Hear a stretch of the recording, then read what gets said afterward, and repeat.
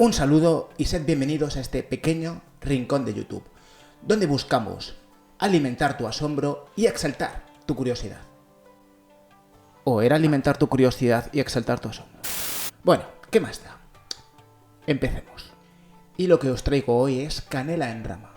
Vamos a meterle mano nada más y nada menos que al destino de la humanidad. Sí, allí donde oráculos y profetas han fallado, nosotros tendremos éxito, o lo intentaremos. ¿Cuánto tiempo le queda de vida a nuestra especie? ¿Nos expandiremos por el espacio y evolucionaremos en seres inmortales y todopoderosos? ¿O por el contrario quedaremos encerrados en este planeta y terminaremos sucumbiendo frente a nuestras propias paradojas?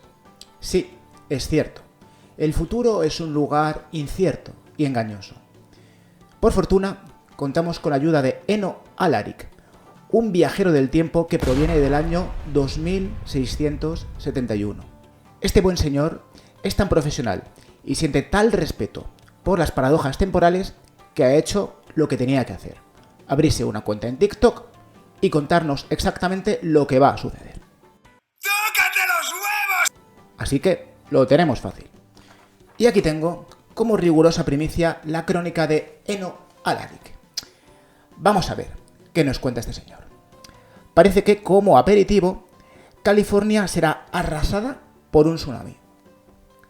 Luego vendrá el plato fuerte y nos invadirán y aniquilarán unos alienígenas muy, pero que muy malvados.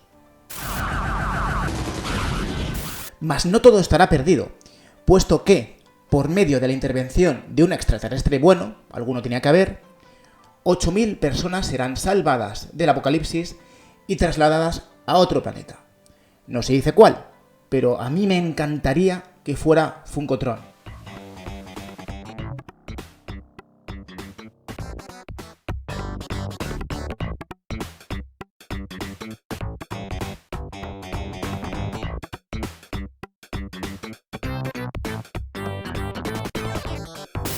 Tras ello, en el planeta Tierra seguirán pasando cosas. No nos sintamos tan protagonistas. En el planeta pueden pasar cosas y nosotros. Y en concreto, volverá a haber gente por aquí. Sí que somos protagonistas. No se dice cómo volverá a haber gente. Si por generación espontánea o de qué manera. Pero bueno, la cuestión es que para amenizar la fiesta habrá más catástrofes naturales. Y, en concreto, habrá algunos humanos que adquirirán superpoderes a través de una gigantesca tormenta solar. Bueno, a buenas horas, ya podían haber adquirido los superpoderes antes, ¿no? Pero en fin, es lo que hay. Y, finalmente, como la guinda del pastel, se creará accidentalmente un agujero de gusano en el cielo del planeta Tierra. Del caerán todavía más personas. Quiero pensar que a esta gente que popee en el cielo a través de un agujero de gusano, bueno, pues les pondrán una colchoneta debajo, ¿no? O algo, porque si no, joder, vaya gracia. Haces un viaje rompiendo el espacio-tiempo y te esmorras contra el suelo, no, eso no tendría mucho sentido, ¿no? Bueno, y ya está. Este es el futuro. Yo casi que preferiría no haberlo sabido, pero es lo que tiene la curiosidad. Y con esto ya estaría. Hasta aquí el vídeo de hoy. Muchas gracias por vuestra paciencia y nos vemos en el próximo episodio de divulgación. ¡Hasta luego! No, esperad, no os vayáis todavía. Sí, lleváis razón, una profecía de TikTok puede que no sea la fuente más fiable. Y vosotros, mi querido público, os merecéis algo mucho mejor. Y os lo voy a dar. Por no hablar de que la catástrofe cósmica de Eno Alaric estaba prevista para mayo y junio del año 2023, que es cuando escribí el guión. Aunque no tenga una bola de cristal para ver el futuro, son muy caras, la información que disponemos actualmente a nivel científico e histórico es lo suficientemente rica y amplia como para permitirnos aventurar una predicción bastante razonable. Y comenzaremos utilizando el famoso principio copernicano. Por si no habéis visto el vídeo anterior, os lo recuerdo brevemente. Básicamente, este principio establece que los seres humanos no somos observadores privilegiados. el momento del espacio y del tiempo en el cual vivimos no tienen nada de especial. Al final esto es una cuestión de mera probabilidad. Imagina que, por ejemplo, te regalan unas entradas para ver un partido de fútbol. ¿Qué posibilidades habría de que justo al azar te tocase en el palco de honor? Sería bastante improbable, ¿verdad? Lo más lógico es que esas entradas pues te tocasen en el Gallinero o a pie del campo de fútbol o en cualquier otro lugar muy anodino. Y esto se evidencia con todavía más rotundidad cuando jugamos a la lotería. ¿Realmente cuando compras un décimo de lotería piensas que te va a tocar? La posibilidad es ínfima. Sí, a alguien le toca, pero nunca a nosotros.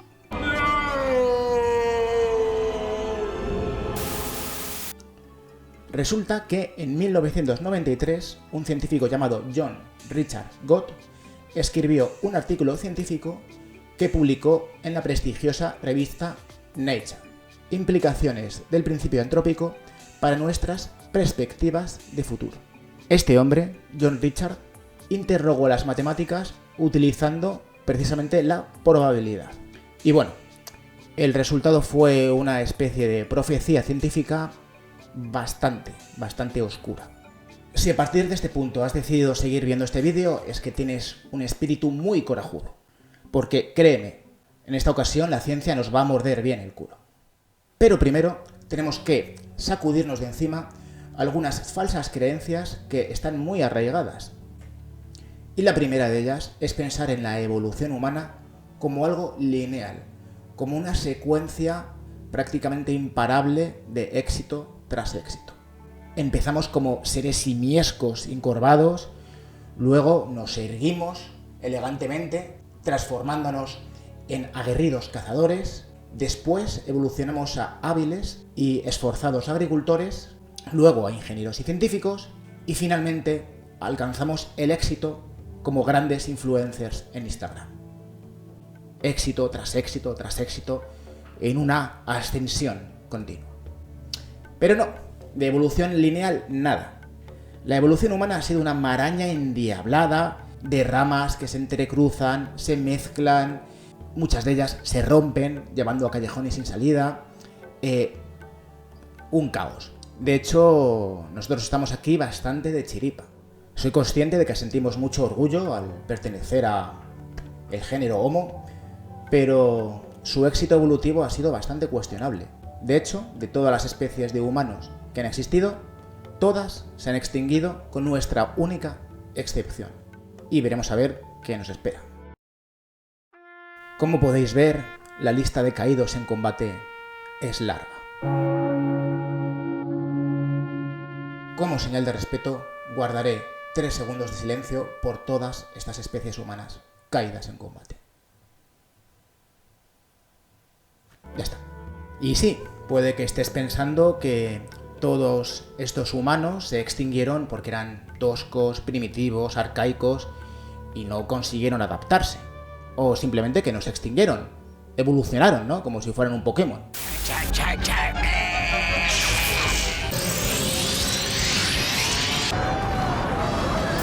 Y estas dos ideas podemos refutarlas pensando en Homo neanderthalensis, los neandertales para los amigos. Los neandertales eran físicamente distintos de nosotros. Si te encontrases a uno por la calle, podrías distinguirlo por una nariz muy ancha, el toro supraorbital, la frente huidiza, ausencia de barbilla y sería más bajito que tú, pero mucho más corpulento. Y si ya nos ponemos detallistas, la relación de tamaño entre brazo y antebrazo es distinta de la nuestra.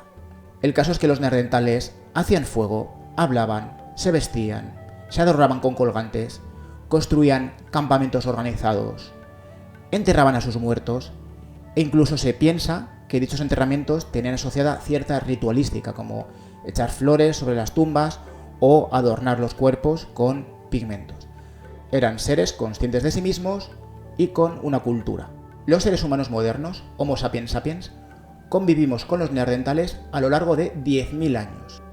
Desgraciadamente, no podemos agendar ningún encuentro con un neandertal para preguntarle cómo piensa y qué siente, porque todos ellos llevan mucho tiempo muertos. Se extinguieron. Desaparecieron para no volver jamás. ¿Qué les pasó? Nadie lo sabe con certeza, pero la teoría más aceptada es que una serie de circunstancias adversas fueron las que les llevaron al desastre, a la extinción.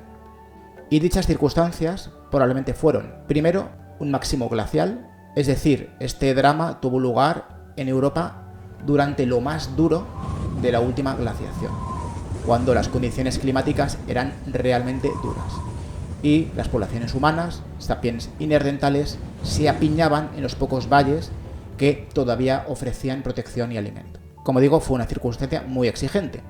Y luego estábamos nosotros, porque sapiens y neandertales al final ocupaban el mismo nicho ecológico y competían por los mismos recursos. Competían por las frutas a recolectar, por los animales a cazar, etcétera, etcétera.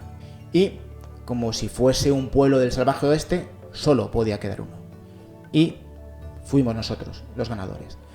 Aquí nos metemos en un debate muy complejo de cuáles eran las cartas ganadoras que tenía Homo sapiens frente a Homo neanderthalensis. Eso quizá para otro vídeo y, en fin, me consta que se ha divulgado bastante sobre esta cuestión. En honor a la verdad, este dramatismo de la extinción de los neandertales se ve un poco atenuado por el hecho de que todas las poblaciones no africanas llevan un porcentaje de genes neandertales en su interior. Y esto se debe a que hubo una hibridación, un entrecruzamiento entre sapiens y neandertales. No todo fue competir por los recursos y luchar, sino que parece que también hubo ahí... Así que, primer punto, las especies humanas se extinguen con más facilidad de lo que podría pensarse, incluso las más avanzadas. Pero quizás estéis pensando que ahora la cosa es distinta. Tenemos una civilización. El Homo sapiens ha trascendido su condición de mero animal. Construimos ciudades, cultura, desarrollamos ciencia... Bueno, vamos a calmarnos. Creo que todos aquí sabemos que las civilizaciones colapsan. Y puede que estéis pensando en el Imperio Romano de Occidente o en el colapso de las ciudades mayas del periodo clásico. Aunque hay ejemplos menos conocidos, pero quizá más dramáticos, como es el caso de la civilización del Valle del Indo. Se trató de una civilización desarrollada durante la llamada Edad del Bronce, entre los años 3300 y 1300 antes de nuestra era, más o menos. Tuvo su epicentro en las ciudades de Harappa y Mohenjo-Daro, en el centro de lo que hoy día es Pakistán. Esta gente se lo montó por todo lo alto. Edificaron ciudades de trazado regular, con sistemas de alcantarillado, construcción monumental, palacios, templos, industrias manufactureras, amplias redes comerciales y contando también con un sistema unificado de pesos y medidas. Por no hablar de su cultura, que incluía un conjunto de símbolos que podrían constituir un sistema de escritura, además de, por supuesto, creencias religiosas muy elaboradas. En la etapa final de esta cultura se detecta en los yacimientos arqueológicos un incremento en la violencia, las enfermedades, la degradación de servicios y finalmente el colapso. Las ciudades de la civilización del Valle del Indo fueron abandonadas y su antaño orgullosa cultura cayó para nunca más volver a levantarse. No se tiene una idea muy clara de qué demonios le sucedió a la civilización del Valle del Indo. Está la teoría de una terrible sequía que arruinó las cosechas y provocó el derrumbe, aunque también pudo influir la interrupción de las rutas comerciales con Mesopotamia, debido a guerras o conflictos, o quizá ambas cosas. Y mención de honor para los constructores de túmulos de Norteamérica. Tal vez te sorprenda saber que existieron ciudades precolombinas en el actual territorio de los Estados Unidos. En verdad no se trató de una única civilización, sino de un conjunto de culturas que habitó en Norteamérica desde el 3500 a.C. de nuestra era hasta aproximadamente el siglo XVI, es decir, a lo largo de unos 5000 años. Su rasgo característico, que les da el nombre que tiene, fue el de construir ciudadelas presididas por grandes túmulos de tierra. La ciudad de Cahokia fue sin duda el buque insignia de la cultura mississippiana, quizás la más exitosa de entre todas las culturas de constructores de túmulos. Cahokia fue edificada y habitada entre los siglos IX y XIV de la Era Común, y se cree que pudo llegar a tener una población de hasta 40.000 personas. Los mississippianos de Cahokia cultivaban maíz, controlaban largas redes comerciales y empezaron a desarrollar sistemas sociales complejos. Todo fue muy bien hasta que esta cultura colapsó, poco antes de la llegada de los europeos a Norteamérica. Y lo hizo hasta el punto de que abandonaron la agricultura y regresaron a la caza y la recolección. Es decir, hablamos de una civilización que desevolucionó desde una fase agrícola y urbana hasta una amalgama de tribus de cazadores-recolectores, como por ejemplo los Cherokee o los iroqueses. ¿Qué sucedió? Nadie lo sabe. Quizá las enfermedades propagadas por los europeos tuvieron algo que ver, y para no perder la costumbre, siempre se apunta al clima. Pero claro, a nosotros con nuestra flamante tecnología y nuestro poderoso conocimiento no nos puede suceder lo mismo, ¿verdad? Precisamente ese es el problema. El uso totalmente descontrolado de la tecnología y del conocimiento. Porque, ya lo sabemos, aquí no hay nadie al volante. No está mal para una marmota. Debes mirar por el retrovisor con el rabillo del ojo. Con el rabillo del ojo. No hay un gobierno mundial que pueda tomar decisiones, sino que todo esto es una anarquía, una maraña de pequeños intereses individuales que colectivamente nos llevan al desastre. Ya lo decía, ¿no?, aquel anuncio de la potencia sin control no sirve de nada. Y solo pensad en lo absolutamente dependientes que somos de Internet, de la electricidad, del gas, del litio, de etcétera, etcétera, etcétera. Y no lo sé, si de repente un carguero bloquea el canal de Suez, todos los mercados y las sociedades se echan a temblar. Y la verdad es que nuestra situación actual es bastante delicada. Porque lo que hemos visto ahora, los escenarios que había anteriormente en el planeta, era, primero, varias especies humanas. No pasa nada, entre comillas, si una se extingue, porque nos quedan más. Hasta que al final solo quedamos una especie. Luego tenemos civilizaciones, protagonizadas por Homo sapiens sapiens. Vale, no pasa nada si una civilización colapsa, si el Imperio Romano cae, si la civilización del Valle del Indo se derrumba, o si la gente de Caotia abandona sus cultivos y sus casas y vuelve a la vida cazadora-recolectora. No pasa nada, porque aunque una civilización caiga, tenemos más. Y así ha sido. A lo largo de la historia, unas civilizaciones se han ido dando el relevo a otras hasta la actualidad. La actualidad en la cual tenemos una única civilización global. Porque al final, al margen de cuál sea tu sentimiento patriótico, si es que tienes alguno, o el color de tu piel, todos estamos encadenados por una complejísima y muy enmarañada red de comercio, de interdependencias, de recursos, de todo. Si, por ejemplo, Taiwán deja de exportar microchips, todo se iría a la porra. O si China deja de ser la industria manufacturera del mundo, todo, una vez más, se iría a la porra. Y así podría seguir, yo creo que con casi cada rincón del planeta y casi con cada país. Y como muestra, un botón, España, mi propio país. Si de repente desaparecemos, la gente del planeta Tierra, ¿dónde iba a ir en busca de alcohol barato, sol y playa? Así que, actualmente, solo una especie humana, solo una civilización. Creo que la situación es un poco peliaguda. Pero ¿y si nos expandimos al espacio? Parecería un plan infalible.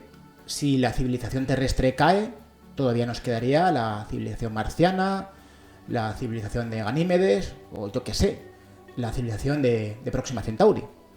Y todo esto es perfecto, es maravilloso, si quieres escribir una space opera. Sin embargo, no estoy seguro de que sea muy factible. Y aquí el problema es doble. Primero está la hostilidad del espacio y de otros cuerpos celestes. Son muy jodidos. Hay lugares salvajemente extremos como Venus, donde la temperatura media es de 400 grados, hay una presión de 90 atmósferas y llueve ácido sulfúrico. Pero si nos vamos a Marte, que ha sido protagonista de muchas películas de ciencia ficción, allí la cosa tampoco es muy buena. Porque Marte apenas tiene una atmósfera muy delgada, no tiene campo magnético, no tiene capa de ozono y se zampa la radiación del Sol enterita. O sea, más vale que allí te metas bajo tierra porque si no te fríes. Y luego las temperaturas no es que sean muy amables. No sé si la media está en menos 40 grados centígrados o algo así. Y luego encima la gravedad es bastante menor que la Tierra. Así que ahí tendrías atrofia muscular, descalcificación de los huesos y algunas otras patologías todavía por descubrir. Y luego además están las distancias, las tremendas distancias. Imagínate que fueras un rayo de luz, no sé, por ejemplo, un rayo láser, que es así más guay.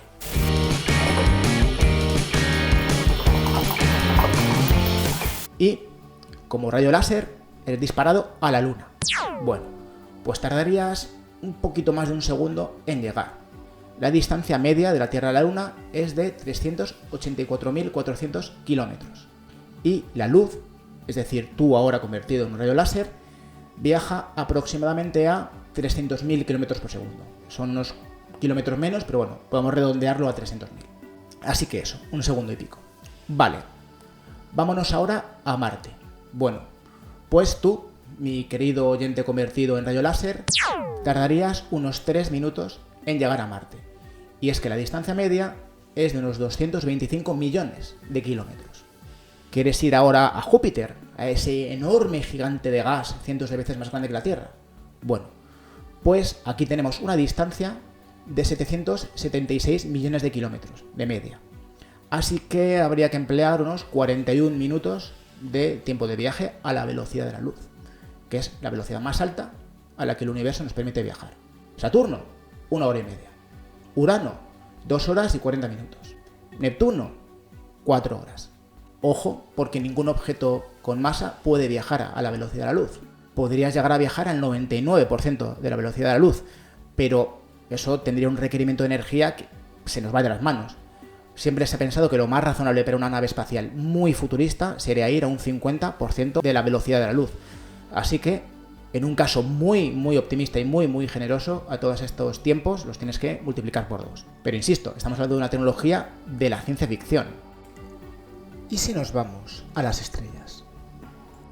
¿A cuánta distancia, a la velocidad de la luz, creéis que se encuentra la estrella más cercana, donde curiosamente hay un planeta, que por desgracia se piensa que no es habitable, pero bueno, está ahí?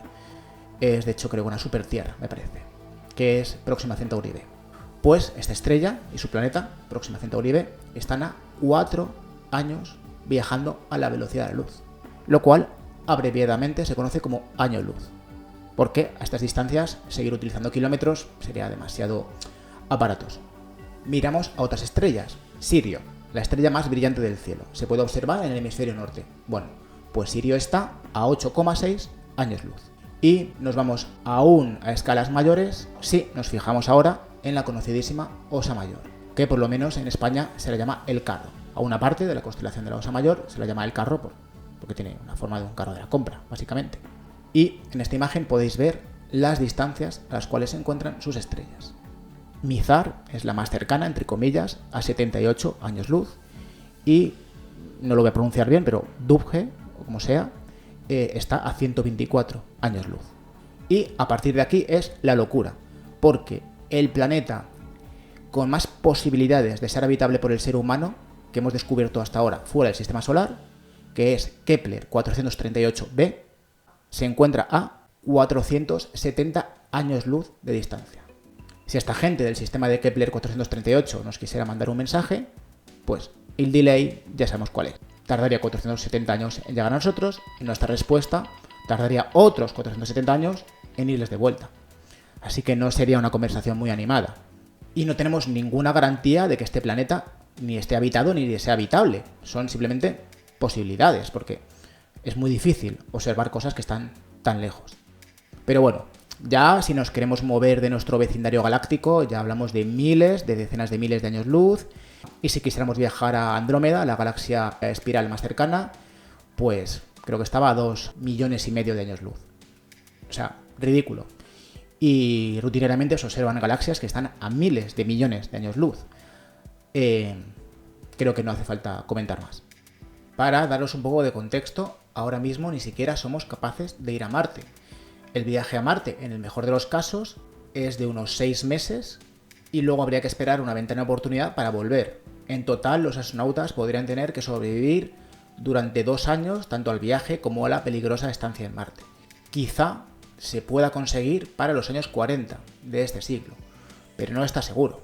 Una colonia estable en Marte sería mucho más complicado y aún así tendría que estar provista de suministros desde la Tierra cada varios años. Eso lo comentaba, me parece que Alex Ribeiro en uno de sus vídeos. Recomiendo, por cierto, el canal de Alex Ribeiro. Y lo comparaba él con una de las bases que hay en Antártida. No son autónomas, cada cierto tiempo tienen que recibir suministros. Bueno, el día que tengamos una base en Marte va a depender de la Tierra, por lo menos durante bastante tiempo. Y ya ir a distancias más lejanas, tenemos que afrontar la idea de que tal vez viajar entre las estrellas supere las capacidades de nuestra especie. De hecho, ni siquiera está claro si podríamos sobrevivir a un viaje al 30 o al 40% de la velocidad de la luz, porque a esas velocidades cualquier pequeña partícula de polvo que nos encontrásemos en nuestro camino sería un proyectil letal. Al final es una cuestión de energía cinética. Es lo que hace que en una guerra las balas sean tan peligrosas. Y puede que estéis pensando que estos son problemas técnicos, que un ingeniero lo suficientemente bueno puede solucionarlo, pero ¿y la organización como sociedad que tendríamos que tener? ¿Y la cantidad enorme de recursos a invertir? ¿Realmente somos capaces de algo así? ¿De ese nivel de compromiso, de implicación, de organización? Claro que sí, guapi. Y llegados a este punto, nos toca regresar al artículo científico de John Richard Gott. Recordemos, implicaciones del principio copernicano para nuestras perspectivas de futuro. Y aquí la lógica es tan simple como implacable. Según Richard Gott, existe un 95% de probabilidades de que no vivamos ni en el 2,5% inicial de la historia del ser humano, ni tampoco en el 2,5% final, sino en algún punto intermedio. No en el comienzo, no en el final. Por medio. Tiene todo el sentido del mundo. De nuevo regresamos a la probabilidad. ¿Qué posibilidades hay de que tú abras el fichero de una película al azar y justo caigas en el primer minuto de la película o en el último minuto? Si es una película, yo que sé, de estas de Nolan, de 2 horas o más, va a ser difícil, ¿no? Que te toque justo el minuto inicial o el minuto final. Seguramente que caerás en el minuto 32, o en el 43, o en el 54, yo que sé. Algo así. Ahora, si tenemos en cuenta que Homo sapiens sapiens, nuestra especie, tiene aproximadamente unos 200.000 años de antigüedad, esta cifra puede cambiar en función de los descubrimientos, pero de momento vamos a usarla de ejemplo. 200.000 años. Llevamos 200.000 años como especie sobre el planeta Tierra. Después de intentar calcularlo con mi fiel abaco, me rendí y delegué la tarea en ChatGPT. Y aquí está el resultado. Los 200.000 años que llevamos en el planeta como especie representarían un porcentaje entre el 2,5% y el 97,5% del tiempo de vida total de Homo sapiens. Así pues, si asumimos que estamos en el 2,5% inicial, entonces 200.000 años serían el 2,5% del tiempo total de vida de nuestra especie.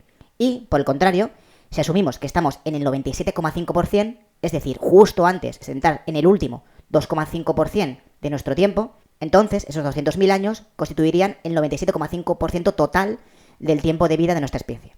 Utilizando estas dos suposiciones, tendríamos para el límite superior el optimista a 200.000 años como el 2,5%, o para el límite inferior, el pesimista, a 200.000 años como el 97,5%. Así pues, el vaso medio lleno asumiría que los 200.000 años transcurridos hasta ahora representan el 2,5% de nuestra existencia como especie. Es decir, que el total de la esperanza de vida de nuestra especie se alargaría unos 8 millones de años.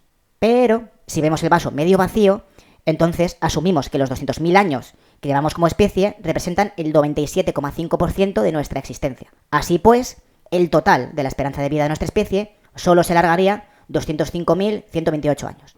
Esto significa que, bajo estas suposiciones, a la especie humana le queda, en el peor caso, 5.128 años restantes y en el mejor caso, 7.800.000 años restantes. Ahora mismo el récord de longevidad entre el género Homo lo tiene Homo erectus, que consiguió estar sobre el planeta Tierra 1,6 millones de años. Es bastante tiempo. De hecho, Homo erectus me parece que desapareció hace 117.000 años, me parece. Ya había seres humanos modernos, ya había Homo sapiens sapiens en la Tierra. En otras palabras, nuestros antepasados más remotos se encontraron cara a cara con Homo erectus, concretamente en el sureste asiático. Y tuvo que ser un shock, porque Homo erectus no es como los neandertales. Homo erectus es todavía más distinto de nosotros. De hecho, ya que pensamos en estas cosas, vivir en un planeta donde concurren distintas especies humanas tuvo que ser intenso. Y hablando de neandertales, ¿cuál fue el tiempo total que consiguieron sobrevivir? Bueno, pues ellos duraron 300.000 años. De hecho, los últimos neandertales desaparecieron en algún punto de la península ibérica hace algo así como unos 40.000 años o 40 y pico mil años, si no me falla la memoria. Así que nosotros o viviríamos un poco menos que los neandertales o más que Homo erectus, pero tendríamos un límite. Pero Lo que más me traumatizó cuando lo leí fue que esta misma lógica no solamente la podemos aplicar a la extensión temporal de la especie humana, sino también a nuestros números, es decir, al número total de seres humanos que van a existir, tanto los que han nacido, los que estamos ahora y los que están por nacer. Sería muy improbable que perteneciésemos al 2,5% de los primeros seres humanos que alguna vez nacieron o nacerán, y del mismo modo sería muy improbable que pertenezcamos al último lote de seres humanos que alguna vez van a existir. Lo más lógico sería que estuviéramos en el 95% intermedio. Jugando con esto, el número total de seres humanos no puede ser arbitrariamente alto durante demasiado tiempo, porque de lo contrario se nos pierde la estadística. Si alcanzamos, no lo sé, una población de 20.000 millones de personas en la Tierra y esa población se mantiene durante milenios, tarde o temprano los números nos van a empezar a apretar. Es decir, empezaríamos a caer en la improbabilidad de justo ser los primeros, de justo estar en el 2,5% de primeros seres humanos que alguna vez existirán. Y si ya imaginamos un escenario en el cual la humanidad abandona el planeta Tierra y terraforma Marte, se va a vivir a otros lugares de la galaxia y de repente tenemos miles de planetas habitados por millones de seres humanos, entonces ya los números sí que no nos salen, porque el número total de seres humanos que alguna vez vivirá sería gigantesco, sería descomunal. O sea, solo tenemos que imaginar poblaciones en miles de planetas, no ya en la Tierra, en miles de planetas, poblaciones de millones de seres humanos naciendo en cada uno de esos miles de planetas. Estaremos muy entre los primeros seres humanos que alguna vez existirán, y es un poco raro a nivel de probabilidad. Insisto, no es imposible, pero sí parece bastante improbable. Y tal vez, Pillín, estés intentando escaparte de este razonamiento al pensar, bueno, nos estamos centrando solo en el ser humano y probablemente tengamos una fecha de caducidad, y quizás esté cerca, pero al final evolucionaremos, ¿no? Evolucionaremos a metahumanos, a inteligencias artificiales, a otras cosas. Sí, correcto. Pero este razonamiento en realidad lo podemos aplicar a cualquier entidad inteligente con la capacidad de pensar en estas cosas. La trampa es la misma. Es la misma la trampa, tanto si eres un humano, como un metahumano, como una inteligencia artificial, como un extraterrestre, te da igual. Al final la cuestión es, eres una entidad inteligente capaz de hacerse estas preguntas. ¿En qué punto estás de la historia y en qué punto estás del total de seres que van a vivir? Al final caes en lo mismo. Y por si no nos habíamos sumergido lo suficiente en este fatalismo probabilístico, no nos olvidemos de la queridísima paradoja de Fermi, que muchos de vosotros conoceréis y que de hecho ha salido en algunos de mis últimos vídeos. ¿Qué es lo que establece la paradoja de Fermi? Bueno, pues teniendo como tenemos una galaxia repleta de planetas y siendo muchos de esos planetas habitables, la pregunta es, ¿por qué no ha surgido la vida? Y surgiendo la vida, ¿por qué no ha surgido la inteligencia? Y siendo así, ¿cómo es posible que ahora mismo no estemos gobernados por un imperio galáctico? Porque si lo piensas, no lo sé, si hace 5 millones de años en la otra punta de la galaxia aparece una civilización, habría tenido tiempo más que de sobra para colonizar, no todos, pero gran parte de los planetas de la galaxia, y bueno, a estas alturas nos estaría enviando una embajada, o lo habría hecho hace tiempo. Pero miremos a donde miremos, no vemos ni escuchamos a nadie. Y eso huele a chamusquina.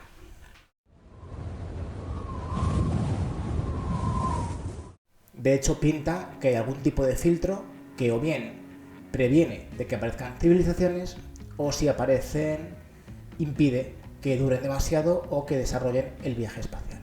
Al final, tanto la tecnología como el viaje espacial, que son los dos elementos que nos podrían permitir hacer trampas, ambas cosas son bastante contingentes y podrían ser efímeras.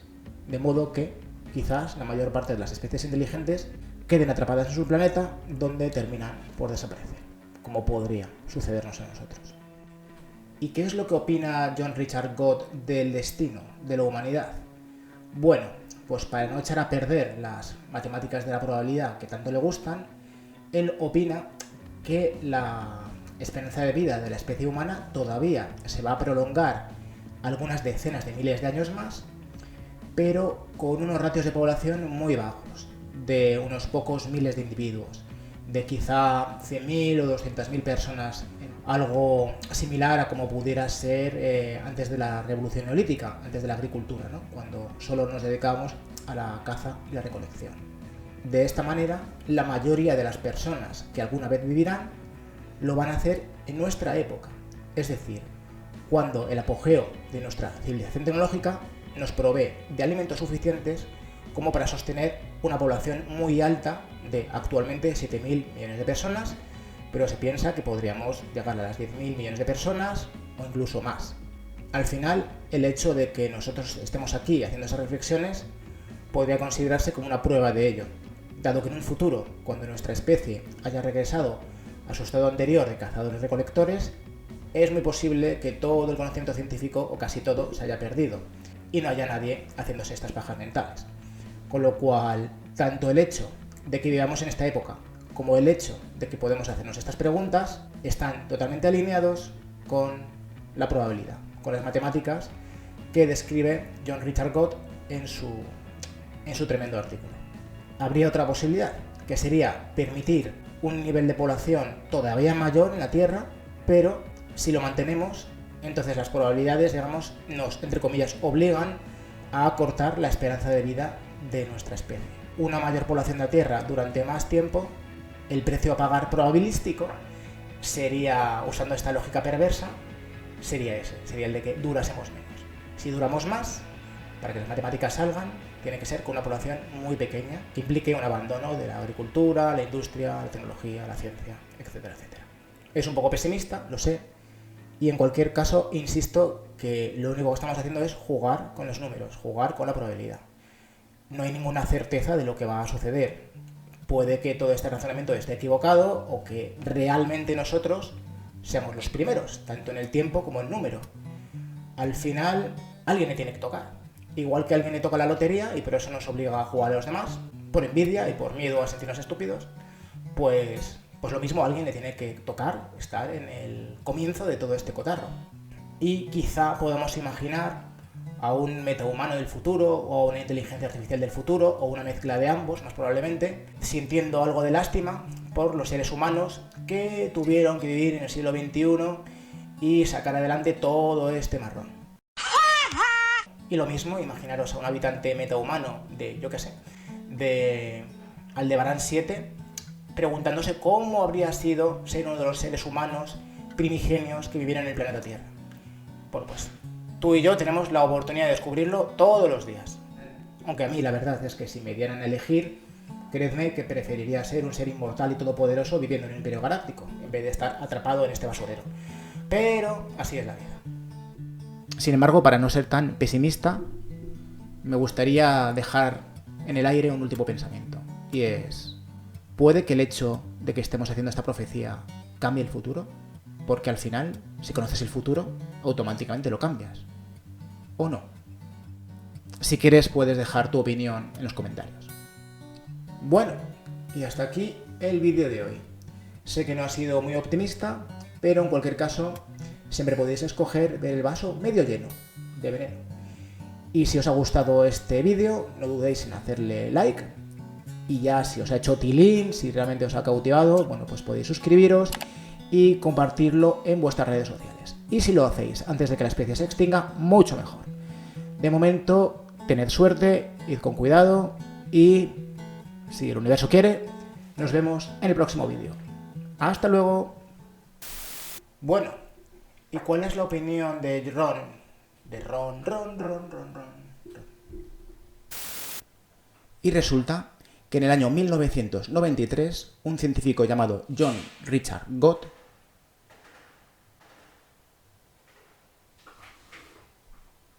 los vecinos.